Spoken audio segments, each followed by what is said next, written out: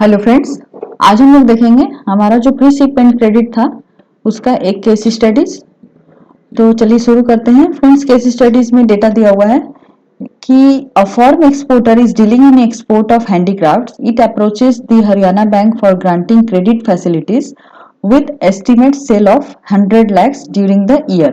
The bank sanctions PCL of rupees 50 lakhs with 25% margin on FOB value and post shipment credit of rupees 50 lakh with margin on bill amount of 10% on FBP यानी foreign bill purchase and 20% on FUBD यानी foreign nuisance bill discounted. The firm gets an export order for $50,000 CIF for export to Holland on 1/1/2011 when the dollar rate was rupees 44 per dollar. It approached the bank for releasing PCL, which is released as per terms of sanction. The firm gets the PCL and ships the goods. On 31st March 2012, the exporter submits to the bank export documents, draw site basis for rupees $45,000 as full and final shipment against the order. The bank purchases the document at rupees 43.85, adjusts the PCL outstanding and credits the balance to the firm's account after recovering interest for normal transit period. The documents are realized on 30th April 2012 after deduction of foreign bank charges of $450. The bank adjusts the outstanding post shipment advance against the bill. Bank charges interest for PCL at the rate of 7% up to 90 days and at the rate of 8% over 90 days up to 180 days. For post shipment credit, the bank charges interest at the rate of 7% for side documents and at the rate of 7.5% for DA documents up to 90 days and at the rate of 8.50% thereafter and all overdue interest at 10%. तो इस पे question है friends हमारा कि what is the amount that the bank can allow as PCL to the exporter against the given export order of considering the profit 10% and insurance and freight cost of 12%. तो friends यहाँ पे जो CIF value हमारी दी हुई है that is $50,000. तो $50,000 में से हमें जो इंश्योरेंस एंड फ्रेट कॉस्ट है 12% और प्रॉफिट है 10% यानी कि टोटल 22% हमें लेस करना होगा CIF वैल्यू से, तो हमारा जो है FOB वैल्यू निकलेगा। तो हमारा $50,000 था, उसका 22% हो गया 11,000। तो FOB वैल्यू ऑफ LC क्या हो जाएगा 50,000 माइनस 11,000 इक्वल टू $39,000। अब पैकिंग क्रेडिट जो है उस पे देखिए यहाँ पे हमारा मार्जिन दिया हुआ है FOB पे 25% मार्जिन है, तो हम लोग इसके ऊपर 25% मार्जिन जो है वो डिडक्ट करेंगे। तो हमारा पैकिंग क्रेडिट कितना रिलीज होगा 75% यानी कि 39,000 का 75% 29250। अब इसको हम लोग INR में कन्वर्ट कर लेंगे फ्रेंड्स, तो $29250 मल्टीप्लाइड बाई 44। यहाँ पे देखिए डॉलर रेट जो है वो 44 दिया हुआ है और हम लोग 44 वैल्यू क्यों लेंगे क्योंकि ये साइट बिल है। यहाँ पे देखिए आपका एक जगह दिया हुआ था कि डॉक्यूमेंट्स प्रेजेंट ऑन साइट है बैंक को, यहाँ पे ड्रॉ साइट बेसिस, तो इसीलिए हम लोग जो उस डेट को जो रेट था हम लोग वही रेट लेंगे। तो हम लोग इसको 29250 को 44 से मल्टीप्लाई करेंगे तो our answer is 12,87,000. Option D is the correct answer. Next question है फ्रेंड्स कि what is the amount of post shipment advance that can be allowed by the bank under FBP for the bill submitted by। तो FBP का मतलब friends foreign bill purchase, ये site के case में होता है। तो हमारा इसका जो सॉल्यूशन हुआ, हमारा जो ट्रांजैक्शन था दैट इज फॉर $45,000, मार्जिन इस पे हमारा 10% है। यहाँ पे देखिए FBP के लिए 10% मार्जिन दिया हुआ है, तो हम लोग इसमें 10% मार्जिन लेंगे दैट इज 4500। तो हमारा जो डॉक्यूमेंट फॉर परचेज अमाउंट होगा that is 45,000 minus 4500 equal to 40,500। अब इसको हम लोग वैल्यू इन रुपीज निकालेंगे 40,500 इंटू 43.85। तो यहाँ पे साइट के केस में FBP है फ्रेंड्स, तो हम लोग इसको लेंगे 31/3/2012 को हमारा जो रेट था दैट इज 43.85। तो हम लोग इस रेट के ऊपर इसको कैलकुलेट करेंगे तो 40,500 multiplied by 43.85 equal to 17,75,925. So our answer is option B. Next question है कि what will be the period for which the bank charges concessional interest on DP bills at the time of purchase of bill. तो friends यहाँ पे जो हमारा normal transit period जो है site के केस में है ये, तो हमारा जो नॉर्मल ट्रांजिट पीरियड होता है वो नॉर्मली 25 डेज होता है. ये हमने जब चैप्टर किया था उस वक्त भी देखा था. तो यहाँ पे जो हमारा सुटेबल आंसर होगा that is option B 25 days. Next question है in the above case when should be the bill crystallised if the bill remains unrealised for over 2 months from the date of purchase ignore holidays. तो friends हमारा यहाँ date of purchase जो है that is 31 March 2012 और इसके ऊपर हम लोग 25 डेज का नॉर्मल ट्रांजिट पीरियड लेंगे. तो 31 मार्च 2012 में हम 25 डेज ऐड करेंगे तो हमारा जो डेट आएगा दैट इज ड्यू डेट 24 अप्रैल 2012. तो इस डेट को जो हमारा नॉस्ट्रो अकाउंट है वो क्रेडिट होगा. तो हमारा जो डेट ऑफ क्रिस्टलाइजेशन होगा नॉर्मली ये 30 डेज होता है फ्रेंड्स, लेकिन अभी ये बैंक के डिस्क्रिप्शन पे है तो हम लोग इसको 30 डेज के ऊपर कैलकुलेट करेंगे. तो 24/4/2012 प्लस 30 डेज यानी 24 मई 2012 को हमारा जो है जो फॉरेन करेंसी लाइबिलिटी को हम लोग रूपी लाइबिलिटी में कन्वर्ट करते हैं दैट इज कॉल्ड क्रिस्टलाइजेशन. तो 24 मई को हमारा क्रिस्टलाइजेशन होगा. तो our answer is option C 24 मई 2012. Next question है what rate of interest will be applicable for charging interest on the export bill at the time of realization for the days beyond normal transit period. तो friends normal transit period के लिए देखिए यहाँ पे दिया हुआ है कि अगर ये पीसीएल है यानी कि पैकिंग क्रेडिट है आपका बिफोर शिपमेंट जो प्री शिपमेंट लोन होता है तो उसमें 8% आपको नॉर्मल ट्रांजिट पीरियड में देना है 90 days to up to 180 days. उसके बाद पोस्ट शिपमेंट क्रेडिट में जो है ये 7% साइड डॉक्यूमेंट के लिए 7.5% डॉक्यूमेंट अगेंस्ट पेमेंट के लिए है अप टू 90 डेज. ये आपका यूजेस पीरियड लेके नॉर्मल ट्रांजिट पीरियड लेके ये 90 डेज हो रहा है. उसके लिए हम लोग 8.50% है. देयर आफ्टर यानी कि आपका 90 डेज तक 7.5 और उसके बाद 8.5 और उसके बाद भी अगर ज्यादा डिले होता है यानी कि ये 8.5 फ्रेंड्स 180 डेज तक के लिए नॉर्मली जो है 3 months और मैक्सिमम 6 months के लिए ये होता है. उसके बाद अगर ये और भी डिले होता है तो इसके ऊपर 10% का ओवरड्यू इंटरेस्ट लगेगा. तो यहाँ पे जो हमारा ओवरड्यू बिल्स के लिए जो रेट ऑफ इंटरेस्ट है दैट इज 10%. तो our answer is option D 10%. Next question है what type of post shipment credit facility the bank can allow. Friends हमने देखा था चैप्टर करते वक्त कि जो साइट का केस होता है साइट बेसिस तो वहां पे हम लोग फॉरेन बिल परचेज जो है वो बोरोवर को या एक्सपोर्टर को अलाउ करते हैं. और जब ये डीए बेसिस होगा यानी डॉक्यूमेंट अगेंस्ट एक्सेप्टेंस तो हम लोग वहां पे FUBD जो है वो उसको देते हैं. इसका फुल फॉर्म भी होता है फ्रेंड्स फॉरेन यूजेंस बिल डिस्काउंटेड. तो ये चूंकि साइट का केस है तो यहाँ पे हम एक्सपोर्टर को FBP यानी फॉरेन बिल परचेज जो है वो फैसिलिटी प्रोवाइड करेंगे. तो our answer is option A FBP. Next question है when pre shipment packing credit will be adjusted and converted to post shipment finance.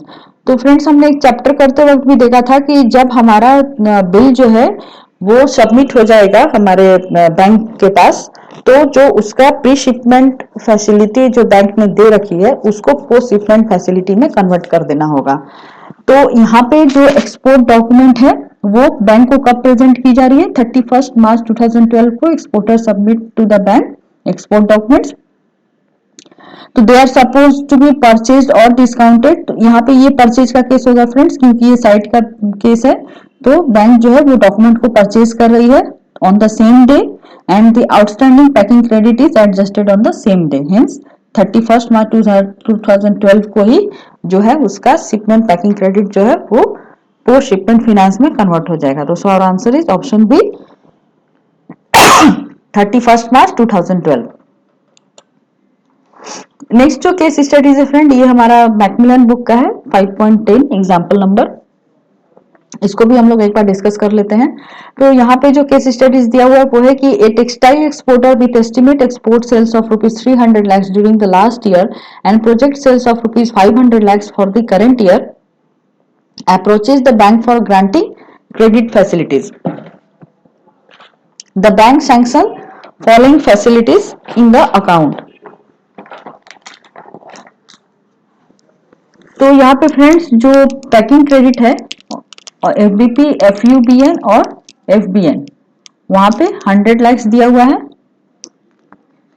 जिसमें उसकी सब लिमिट्स दी हुई है। पीसीएल के लिए विथ 25% मार्जिन 50 lakhs। उसके बाद एफबीपी 10% margin on bill amount 50 lakhs, एफयूबीडी 15% margin on bill amount 50 lakhs और एफबीएन 100 lakhs।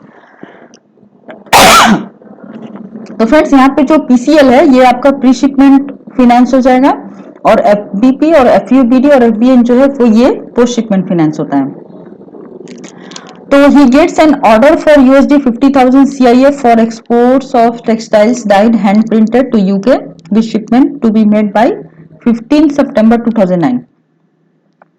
तो उसको $50,000 का जो है वो एक्सपोर्ट करना है टेक्सटाइल डाइड के लिए। कब तक करना है? 15 सितंबर 2009 तक करना है। तो 2 जून को वो बैंक के पास आता है और पीसीएल जो है रिलीज करने के लिए बैंक को रिक्वेस्ट करता है। तो बैंक जो है वो पीसीएल रिलीज करती है as per terms of sanction. उसके बाद 31 अगस्त 2009 को एक्सपोर्टर जो है एक्सपोर्ट डॉक्यूमेंट सबमिट करता है $48,000 के लिए। यानी कि जब वो डॉक्यूमेंट सबमिट कर दिया फ्रेंड्स तो यहाँ से उसका पोस्ट शिपमेंट फाइनेंस जो है वो शुरू हो जाएगा। उसका ऑर्डर कितने का था? 50,000 का था और उसने एक्सपोर्ट डॉक्यूमेंट सबमिट किया 48,000 का। और जो डॉक्यूमेंट जो था वो 30 डेज यूजेंस यानी डॉक्यूमेंट अगेंस्ट एक्सेप्टेंस के टर्म्स कंडीशन पे ये ऑर्डर ड्रॉन किया हुआ था। तो बैंक जो है वो डॉक्यूमेंट को डिस्काउंट करेगी क्योंकि ये यूजेंस बिल है फ्रेंड्स, इसलिए इसको डिस्काउंट किया जाएगा। Documents at the day applicable rate adjust the PCL outstanding and credit the balance to the exporter's account after recovering interest up to notional due date, interest on PCL recovered separately। तो जब उसका bill आ गया तो उसके बाद उसका जो PCL outstanding है उसमें बैलेंस क्रेडिट करके एक्सपोर्टर के अकाउंट में ट्रांसफर कर दिया जाएगा और उसमें से जो भी इंटरेस्ट या नोशनल ड्यू डेट के दिन जो भी इंटरेस्ट होगा up to notional due date वो उसको रिकवर कर लिया जाएगा। डॉक्यूमेंट जो है वो रियलाइज होगा कब? 29/10/2009 को और वैल्यू डेट उसका हुआ 27/10/2009। After deduction of foreign bank charges of $250, the bank adjust the outstanding post shipment advance allowed against the bill on 31 August 2009। Bank charges interest at PCL 8.50% up to 180 days and post shipment at 8.50% up to 90 days and 10.50% thereafter. Overdue interest is charged at 14.50%. USD INR rate were as under। 2 जून को bill buying rate जो था that is 48.20, bill selling rate जो था that is 48.40 and 31 अगस्त को TT buying, bill buying, TT selling, bill selling और premium जो है coated as 04/06 पैसा। फ्रेंड्स इसमें बहुत सारा डेटा दिया हुआ है तो इतना डेटा हम लोगों को कैलकुलेशन के वक्त नहीं लगेगा, हम लोग क्वेश्चन जब देखेंगे तो यहाँ पे कुछ चीजें हम लोग पहले समझ लेते हैं कि यहाँ पे जो प्रीमियम दिया हुआ है 0406, तो 04 जो है दैट इज फॉर बाइंग, 06 जो है दैट इज फॉर सेलिंग। तो चलिए क्वेश्चन देखते हैं। Now give answer to the following. तो what is the amount that the bank allow as PCL to the exporter against the given export on considering insurance and freight cost of 12%। तो friends हमने देखा हमारा जो transaction था जो PCL के लिए वो $50,000 का था। अभी यहाँ पे देखिए हमारा जो PCL जो है वो किस डेट को रिलीज हो रहा है? 2 जून 2009 को। तो 2 जून 2009 को बिल बाइंग रेट जो था दैट इज 48.20 और बिल सेलिंग रेट जो था दैट इज 48.40। तो फ्रेंड ये एक्सपोर्ट सेल का केस है। तो एक्सपोर्ट सेल में क्या होगा कि हम लोग बिल बाइंग रेट देंगे। एक्सपोर्ट्स का मतलब बाइंग रेट होता है तो हम लोग इस पे बाइंग रेट लेंगे। तो यहाँ पे हमने पहले इसको रुपी में कन्वर्ट कर लिया, 50,000 यूएसडी को 48.20 से मल्टीप्लाई किया तो और 24,10,000 वैल्यू आया। अब इसमें से हम लोग जो इंश्योरेंस एंड फ्रेट का वैल्यू दिया है, हमने चैप्टर करते वक्त भी देखा था कि हम लोग जो है जब एफओबी वैल्यू हम लोग निकालते हैं तो उसमें से हम लोग कॉस्ट और इंश्योरेंस का cost of insurance and freight जो होता है उसको डिडक्ट करते हैं। तो इसमें से 12% जो है इंश्योरेंस एंड फ्रेट कॉस्ट के लिए हम लोग माइनस करेंगे। तो 24,10,000 माइनस 24,10,000 का 12% 2,89,200, दोनों को माइनस करने के बाद 21,20,800 वैल्यू आता है। अभी इस एफओबी वैल्यू के ऑर्डर में हम लोग मार्जिन 25% लेस करेंगे। क्यों लेस करेंगे? देखिए यहाँ पे पीसीएल के लिए जो मार्जिन रखा गया है वो 25% रखा गया है, तो इसीलिए हम लोग यहाँ पे 25% मार्जिन जो है उसको लेस करेंगे। तो 212080 जो हमारा वैल्यू आया था इसका 25% हम लोग इसमें से माइनस करेंगे। तो 212080 का 25% आया 530,200, इसको माइनस करेंगे तो 15,90,600 is our answer. Next question है कि what exchange rate will the bank apply for purchase of the export bill for USD 48,000 tells on by the exporter. तो एक्सचेंज रेट जो है फ्रेंड्स हम लोगों को बताना है कि क्या होगा।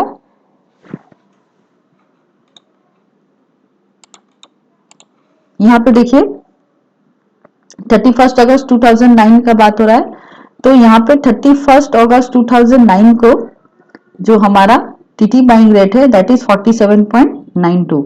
हम लोग यहाँ टीटी बाइंग रेट इसलिए लेंगे फ्रेंड कि यहाँ पे जो 48,000 के ऊपर जो हम लोग उसको पोस्ट शिपमेंट फाइनेंस प्रोवाइड कर रहे हैं ये हमेशा ही हम लोग टीटी बाइंग रेट पे देंगे, क्योंकि डॉक्यूमेंट तो ऑलरेडी उसने सबमिट कर दिया है। तो यहाँ पे जो ट्रांजेक्शन होगा दैट इज टेलीग्राफिक ट्रांसफर, तो वहां पे हम लोग टीटी बाइंग रेट लेंगे दैट इज 47.92।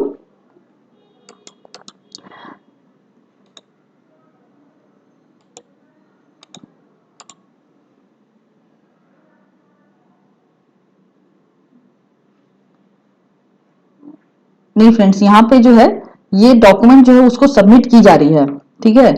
तो यहाँ पे हम लोग बिल बाइंग रेट लेंगे। तो यहाँ पे जो बिल बाइंग रेट है दैट इज 47.85। तो 47.85 अब इसके ऊपर प्लस 4 पैसा प्रीमियम जो है हम लोग 30 डेज के लिए लेंगे। यहाँ पे देखिए जो प्रीमियम दिया है 4 पैसा है, तो चूंकि ये बिल बाइंग का केस है तो इसीलिए हम लोग 0.4 पैसा ले रहे हैं, क्योंकि इधर का बाई होता है और इधर का सेल होता है। तो हम लोग बिल बाइंग 47.85 में प्रीमियम को ऐड करेंगे। तो 47.85 प्लस 4 पैसा प्रीमियम फॉर 30 डेज, क्योंकि ये डॉक्यूमेंट अगेंस्ट एक्सेप्टेंस है। तो हमारा जो आंसर होगा फ्रेंड्स दैट इज 47.89, यानी कि 47.85 प्लस 4 पैसा equal to 47.89। 1 is our answer. Next है what is the amount of post shipment advance allowed by the bank under FUBD for the bill submitted by exporter। अब ये discount की बात आ रही है फ्रेंड्स, क्योंकि ये यूजेंस का केस था इसीलिए यहाँ पे FUBD दिया हुआ है। अगर ये साइट का केस होता तो यहाँ पे FBP दिया होता। तो अभी USD जो है दैट इज 48,000 का उसने एक्सपोर्ट बिल सबमिट किया था, तो यहाँ पे हम लोग 47.96 रेट लेंगे। देखिए कैसे लेंगे।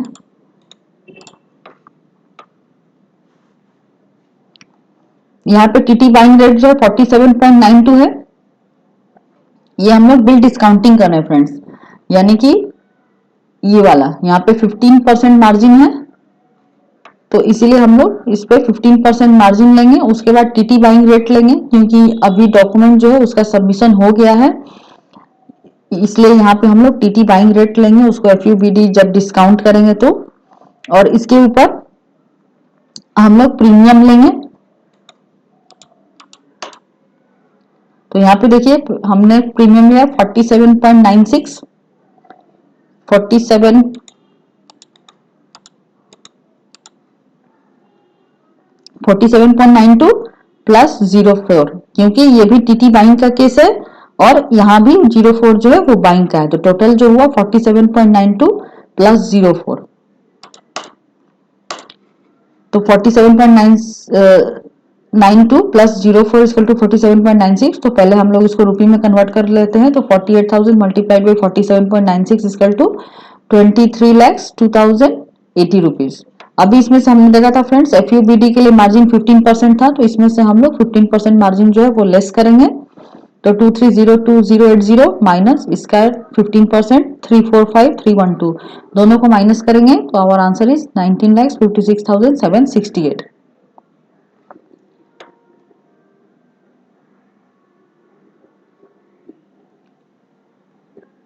यहाँ पे कुछ मिसप्रिंट हुआ है फ्रेंड्स, ये आंसर 1 में 1954,728 है, यहाँ 1956,768 है।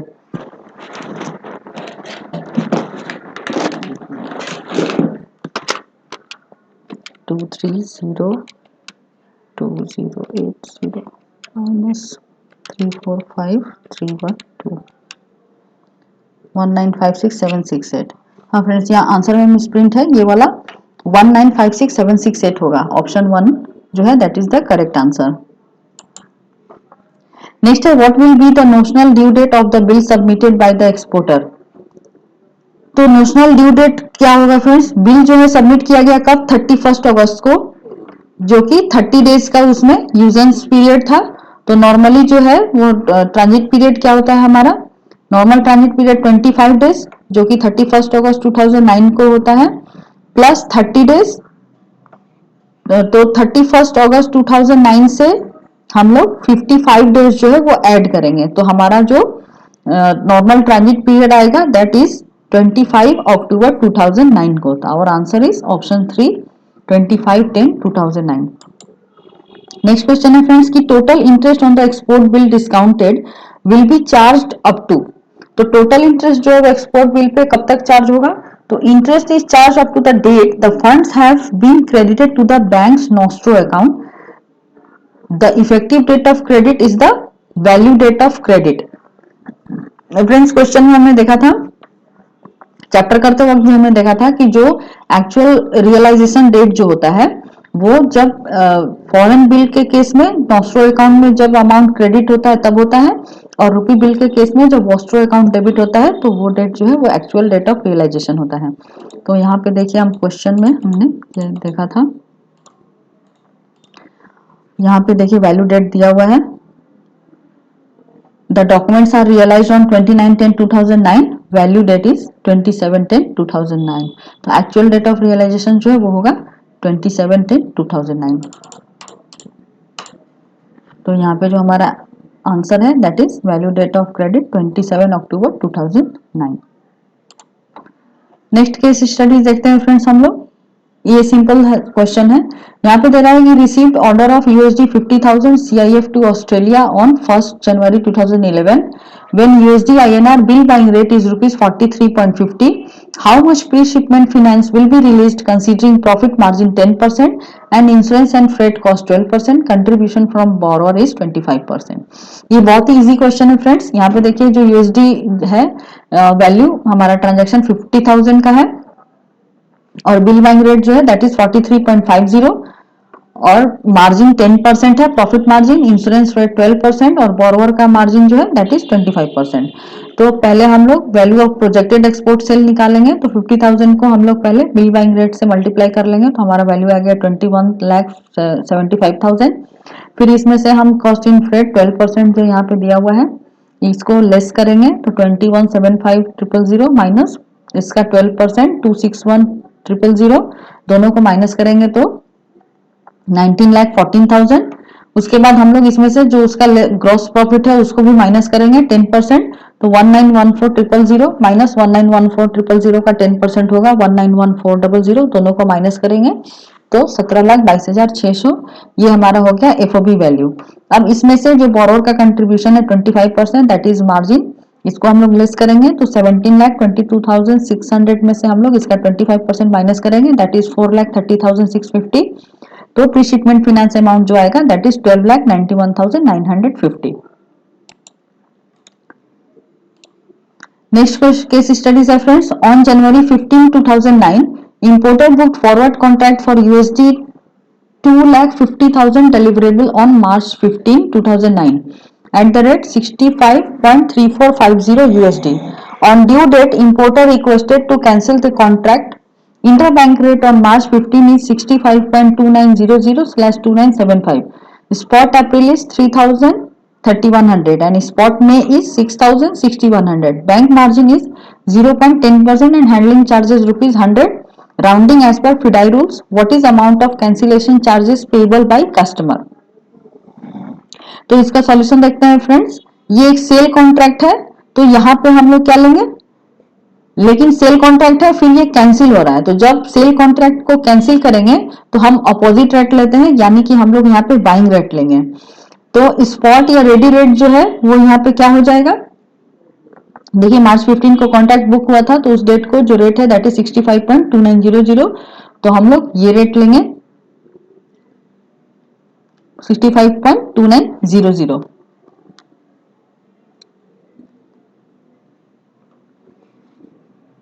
हम लोग 65.3450 क्यों नहीं ले रहे फ्रेंड्स, क्योंकि ये जो है ये जनवरी 15 का रेट है और मार्च 15 को इसका रेट हो जा रहा है 65.2900। तो स्पॉट रेट 65.2900 है। इसमें से हम लोग 10% जो मार्जिन है यहाँ पे दे रहा है मार्जिन, इसको लेस करेंगे तो 65.2900 का 10% मार्जिन हो गया 00.0653। दोनों को माइनस करेंगे तो हमारा बाइंग रेट आएगा 65.2247।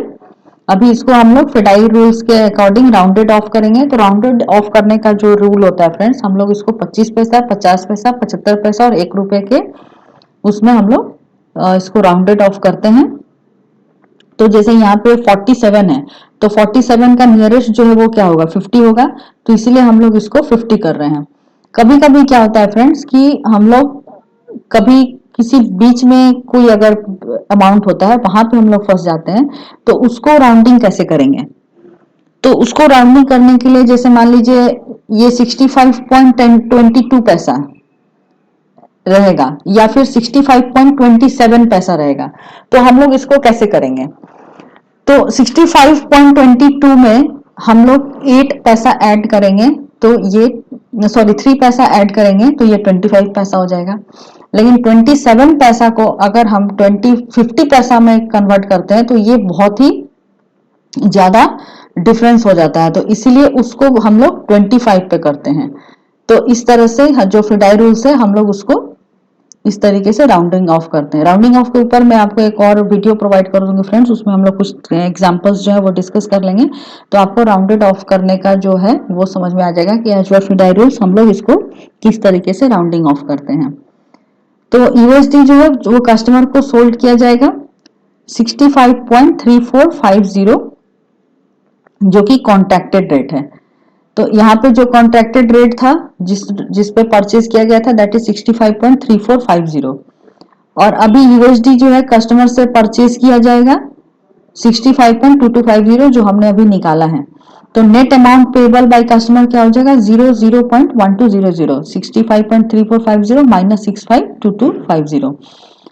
उसके बाद कैंसिलेशन चार्जेस हम लोग निकाल लेंगे, क्योंकि ये पूरा ट्रांजैक्शन $2,50,000 का है, तो हम लोग 2,50,000 को 0.1200 से मल्टीप्लाई करेंगे तो 30,000 आएगा। उसके बाद देखिए फ्रेंड्स यहाँ पे जो हैंडलिंग चार्ज है वो ₹100 दिया हुआ है, तो हैंडलिंग चार्ज भी कस्टमर को पे करना पड़ेगा। तो टोटल कैंसिलेशन चार्जेस जो है कस्टमर के द्वारा पेबल होगा 30,000 प्लस 100 इक्वल टू 30,100। तो फ्रेंड्स इसी के साथ हमारा पैकिंग क्रेडिट लिमिट के ऊपर जो केस स्टडीज था यही खत्म होता है। तो अगर आपको हमारा चैनल अच्छा लग रहा है तो आप हमारे चैनल को लाइक करिए, शेयर करिए, सब्सक्राइब करिए और नेक्स्ट वीडियो में हम लोग नेक्स्ट चैप्टर के साथ मिलेंगे। तो तब तक के लिए keep watching our channel and thank you for watching this video.